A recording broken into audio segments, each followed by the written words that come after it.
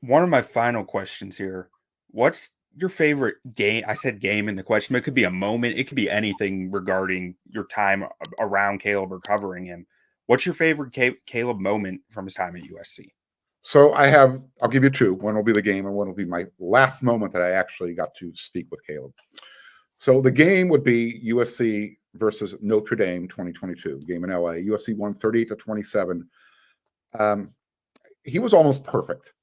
When you look at the box score, his stats, throwing the ball, he was 18 for 22, 232 yards. He only threw for one touchdown. He only missed on 4 pass attempts. But what he did with his feet, with his legs in that game, that's when you really got a glimpse of those magic feet. There is a highlight clip out there where he just makes Notre Dame, their whole defensive line, look silly. I mean, the way he just moved in and out of the pocket, normal people don't do these types of things.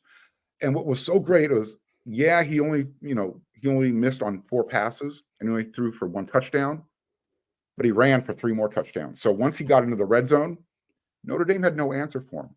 And that's what he brings to the table on the field.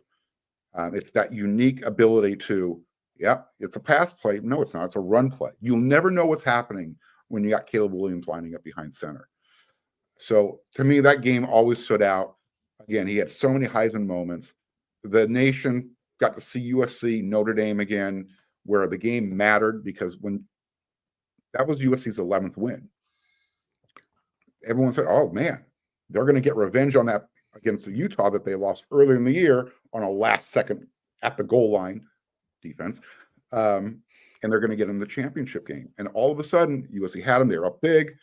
Caleb pulls the hamstring, and they miss the playoffs. They go to the Cotton Bowl. So that's what I'm going to remember as my favorite game, how he got USC so close to going to the playoffs. And it was on the heels of that Notre Dame game, which is USC's biggest rival. The last moment I will remember having with Caleb was at USC's Pro Day. And I was able to get the last question in before he was heading off to Chicago. I said, Caleb, you came to USC, yada, yada, yada. Why now? Why should other future players, future recruits want to come to USC to be developed, to have a chance at the NFL?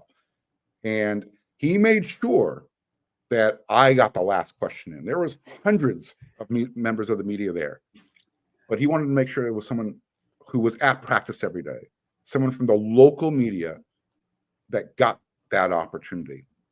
And that meant a lot to me. It showed me that he understood, hey, you know what? I'm a member of this community. I'm a member of the Trojan family. Let's show some respect to them. And it's not that I deserve the respect. I'm not talking about me personally. It could have been any USC media member. But it was the fact that he chose the local person. And that really stood out. It shows a greater understanding of the macro, or that's the way I'm reading it at least. And that's something that I think will really serve him well in Chicago because the media can get on you and that's in the city. So in Chicago, it's got those Midwestern values, family, and that's I think going to play. Caleb is going to play into that. He can really lean into that type of thing because he is close with his own family, his own mother and father. So I think you guys are going to like him a lot. Yeah, and so. Last question, I promise, which is the Notre Dame question, sparked a thought in my head of how much do you think that 22 game altered the way that Marcus Freeman and the Irish attacked in 23? And if you have any insight into what they did in 23 that was so different to just throw Caleb off his game, I'd love to hear it. So ironically, I was hoping you wouldn't bring it up, but yeah, it was different. As great of a game as Caleb had against the Irish in 2022, he had equally an abysmal game the following year in South Bend. 4 turnovers. They literally said, I don't care who beats us. Caleb is not going to beat us. So yeah, their game plan was do not let him break containment. Keep everything inside those tackles.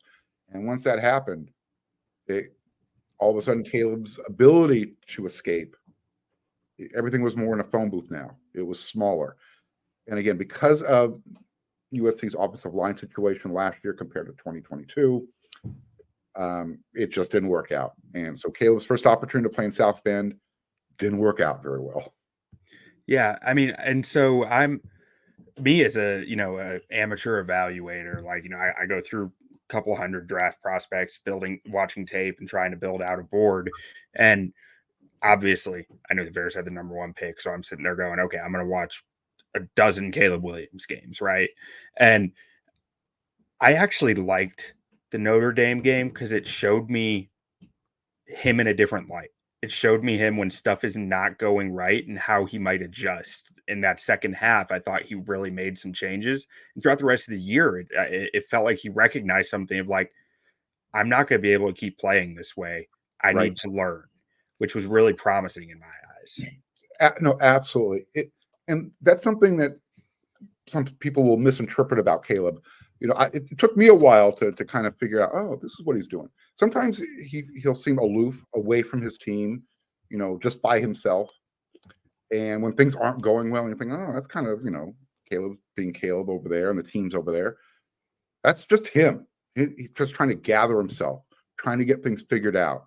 And then all of a sudden, he'll get over there with a position group or whatever and make sure that everybody's on the same page, tapping them on the helmet. All right, let's go get this type of thing. There's no quit in Caleb Williams, none whatsoever. But again, in that first half of that game, whatever, he had 4 turnovers. It was a lot of it him trying to do too much, not trusting his teammates, holding on to the ball too much, taking a sack instead of getting rid of the ball to live and play another down. Sometimes it's okay. And that's what I noticed the difference, the biggest difference in the bowl game, in the Holiday Bowl. Miller Moss versus Caleb Williams. They are on the opposite spectrums of athleticism. No one will ever confuse the two. But Miller Moss, instead of, I'm going to keep the play alive and try and scramble, screw it. I'll just throw the ball at somebody's feet. We'll play another down. Caleb Williams has that competitive nature where I'm going to try and run for it, or I'm going to force the ball somewhere, or I'm going to wait as long as I can. Oops, I waited too long. I took the sack.